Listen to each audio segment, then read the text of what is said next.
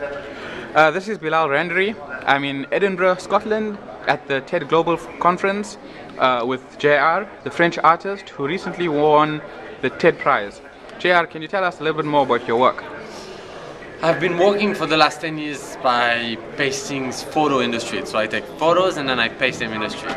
But recently I flipped it over and I said, okay, now I'm not going to do photo anymore, and actually I'm not going to do pasting anymore. You're going to do photos, you're going to send them to me. It has to be portraits. I'm going to print them and send them back to you. Then you decide where you want to paste them and what's your message. So this is the latest project that you're doing. Well, what's it called? The name of the project is Inside Out. And basically, the rule is just it have to be portraits. And it's accessible to anyone. People upload it to the site, insideoutproject.net. We receive it. They have their statement on it.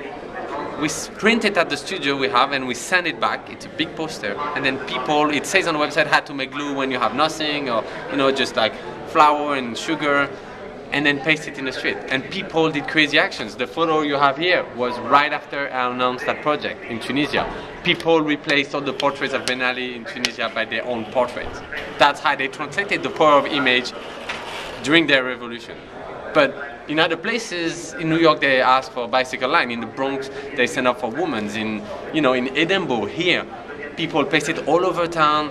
The CCTV, because there's so much CCTV, the camera surveillance, that they say, okay, we want to see who's behind those cameras. And so they went and photograph them and reveal them in the street facing the public.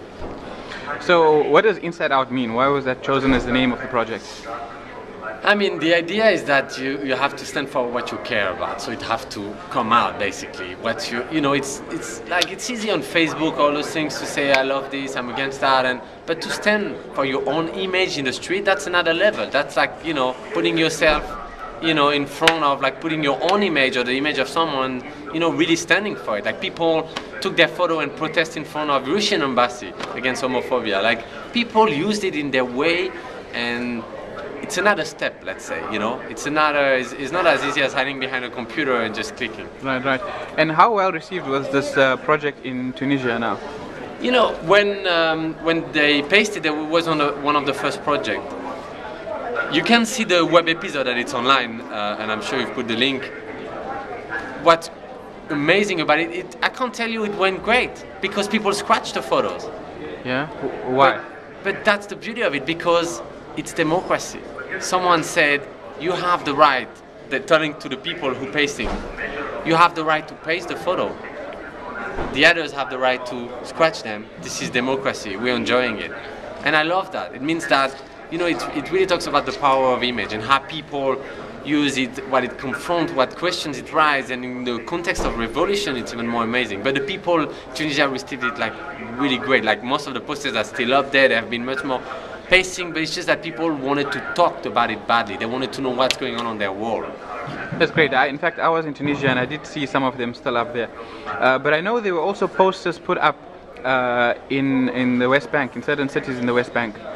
Can you tell me more about those? So the face-to-face project, that was a project I did like 5 years ago, which was where I photographed Israeli and Palestinians doing the same job, and I pasted them doing faces, so playing their own caricature on both sides of the wall and in Israeli and Palestinian cities.